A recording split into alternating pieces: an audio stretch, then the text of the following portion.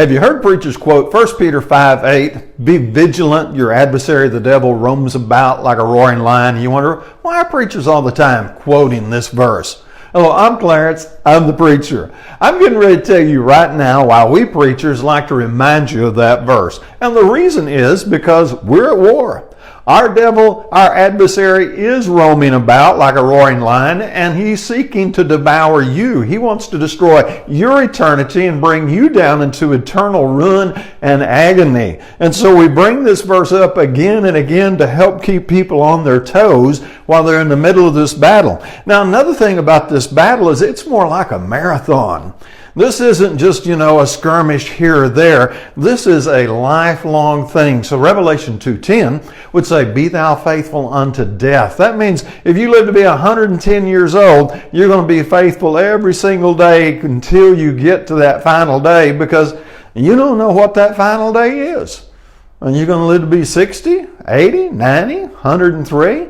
Who knows? You don't know till it happens. And so the Christian is faithful every single day along this marathon, keeping his vigilance, because he knows that the devil is out there trying to distract him, trying to get him off guard. Now, this is kind of the neat thing about Satan's strategy, if I can call it neat. He doesn't have to make you wicked. He doesn't have to make you evil and really nasty. All he's got to do is distract you. All he has to do is get you concerned with the cares and the concerns of this world, and he won. All he has to do is get you lukewarm, and he won. You can still be a decent parent and be lukewarm spiritually. You can be a good mate, a good husband, a good wife, and still be lukewarm spiritually. You can be a great, awesome employee. You can be employee of the year, but still be lukewarm spiritually. You can be a great member of your community, a great neighbor, a great citizen, and still be lukewarm spiritually. And that's all Satan's trying to do. Like I say, Satan doesn't have to get you dealing drugs on the black market or robbing banks or, anything that vile. All he has to do is get you distracted, where you no longer seek first the kingdom of God and his righteousness, but now the kingdom will still be on your list.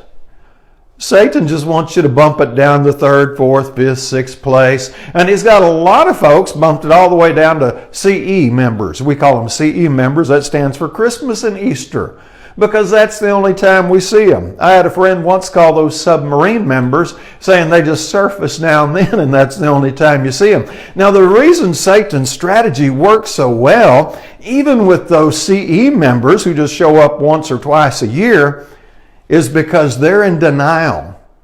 If you were to tell them that they had been distracted from the main priority of seeking first the kingdom of God, they would tell you no. And then they would probably get defensive and say, who are you to be judging me and my spirituality? And if they'd known you for a few years, they would probably even throw up some of your past in your face and go, I remember the time in high school when you, and start reminding you of your imperfection. Now, the awesome thing about this strategy from Satan's point of view is when he's got somebody down and they're no longer trying, but they deny that they're down, he's got the easiest win on his hands ever. Here's a person who is lost, they're down, and they're going, no, I'm not down, I'm still in the fight. And they're nowhere near the fight. Yeah. Satan's pretty clever, and that's the part you have to watch out for. Now, sure, we can do all things through Christ who strengthen us, but we have to keep our focus. This isn't a passive thing. We're not the spectators in the bleachers. We are the warriors on the battlefield. And the simple thing here is James 4:7 says, resist the devil and he'll flee from you. Draw near to God and God will draw near to you. That's all we've got to do. But people don't. Well, first I need to go watch that ball game on TV, and then I got to run the kids around, and then I have, I got my chores to do, and then I got to work, and I gotta, and they got this whole list of things, and they keep bumping God down, lower and lower and lower, until God's not even hardly on the list at all. They still think they're Christian because they show up at church once a month, and Satan's just sitting in the background laughing. He's on the floor having a belly roll because he's won. Oh, these people don't even know it. The Bible is so crystal clear. Revelation 3:15 and 16, God spews the lukewarm out. The lukewarm make God sick to his stomach. He ain't going to have nothing to do with them. And yet we have all of these lukewarm people professing Christianity who put God somewhere so far down the list that a lot of them we only see at Christmas and Easter. Look, Jesus said it this way, and this is pretty tough, but this is from Christ, Luke 9:62. He said, anybody who puts their hand to the plow and looks back is not fit for the kingdom of heaven. So why do us preachers keep quoting 1 Peter 5 and 8? Be vigilant.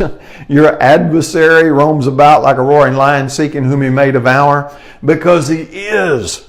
And we see him being very, very successful. And we're screaming and we're yelling and we're getting the warning out there.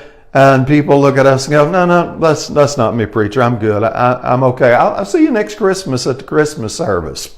Right. It doesn't work that way. Hey, put your comments below. Share your ideas. Share this video if you think it might help somebody else. And as always, I hope you have a great day.